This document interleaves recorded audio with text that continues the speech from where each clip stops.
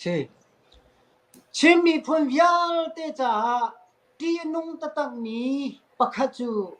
mai lấy cha na ka ti mu atulio a hi chu availo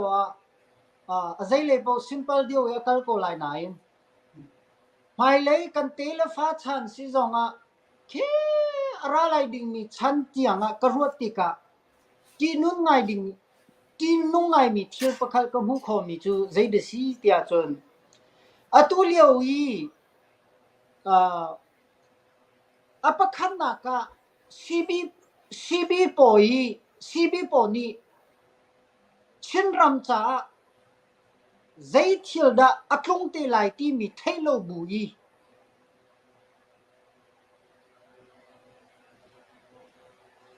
minung pakhat pani an mulalai ka aklum al mi chunga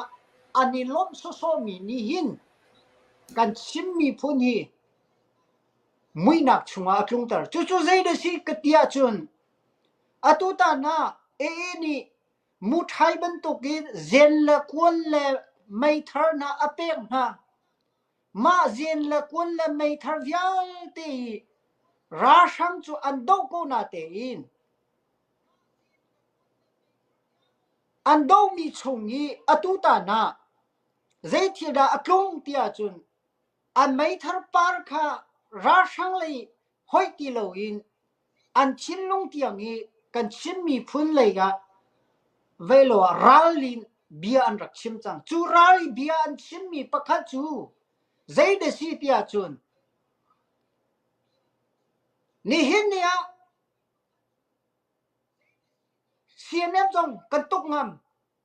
akan do tu po kan thangam ti mi bia kan chim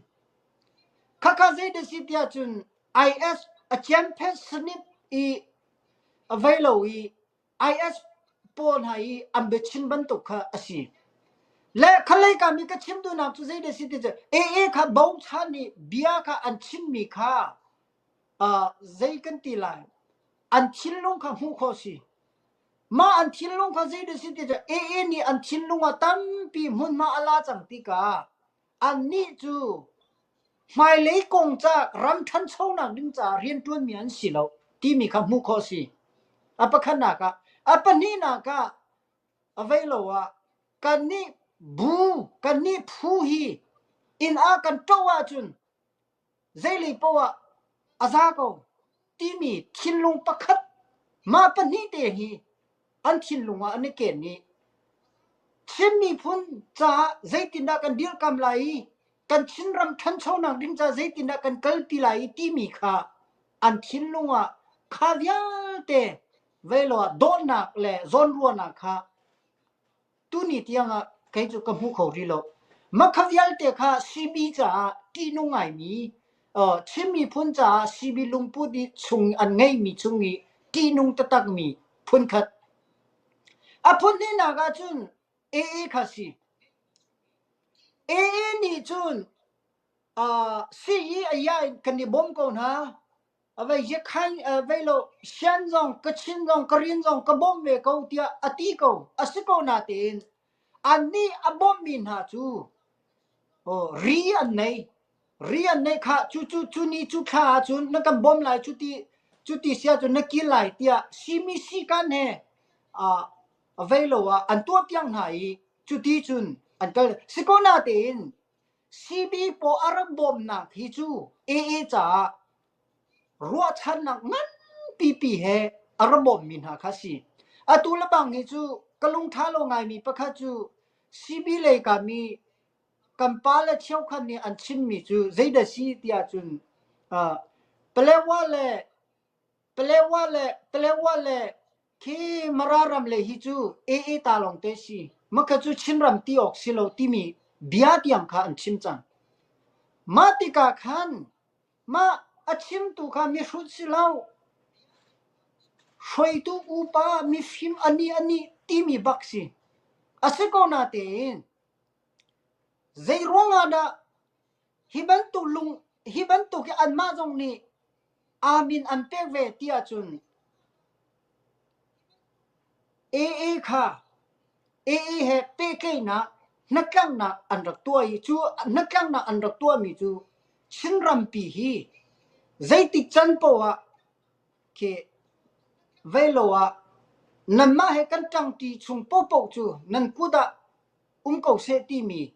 velowa ki api ju kha anrak tua ti mi kha khale ka mi hu kho si